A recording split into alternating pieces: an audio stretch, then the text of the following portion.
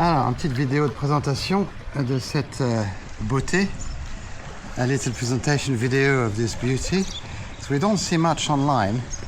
We don't see much details really apart from videos of championships and so on. There's not much, and I think it's a shame because it's such a fantastic, beautiful board, high quality made.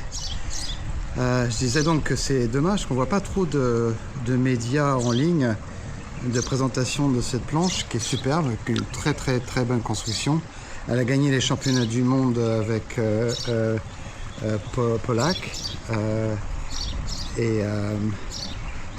Pour moi, c'est une planche qui ressemble un peu au profil de la Lechner A380, mais avec évidemment une jupe Batwing, comme la Starboard Batwing.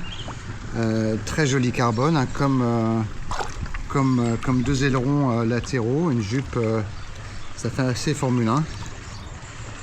So beautiful Batwing. I said for me it looks a bit like the profile of the Lechner 380 race board that raced in the 90s. Very thick board, lots of volume. I think it's about 315, 320 liters. I love the shape. I mean, I love the starboard as well, but I think the quality built is, I mean, it's man-made this one, so you can't really beat a production board being man-made. All the details, attention to detail, sorry, on voit là tous les détails, les plaquettes de dérive en carbone. La dérive, c'est une bosse en carbone. Le rail de pied de mât, so the mast track in carbon, the dagger cassette in carbon. Yes, beautiful batwing in carbon. It looks like a Formula One technology. So I'm not using the Boss fin right now because there's no point here in Mauritius. I may touch something at some point. I've got a nice one, a 52 centimeters as well. So that's the bottom of the board.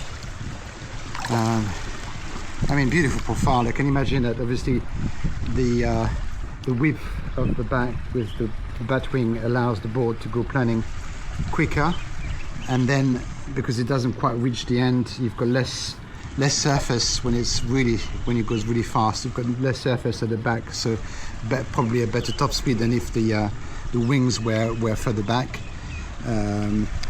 Donc superbe dessin.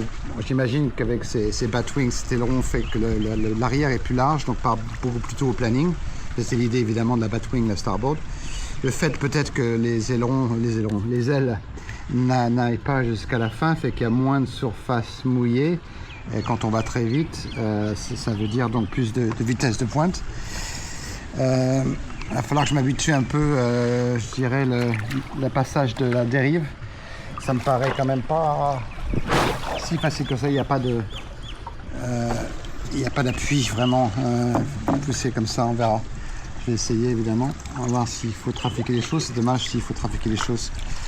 Voilà, donc petite présentation de cette planche qui est vraiment sublime, superbe, absolument superbe. Donc je vais sortir avec ma Damon Lightwind 9.5. Pas trop de vent là, il y a un peu plus de vent demain. Donc une planche assez bananée, hein, ça devrait bien passer dans le clapot. C'est une planche de mer ça, plutôt qu'une raceboard de lac, n'est-ce pas? Superbe. Voilà.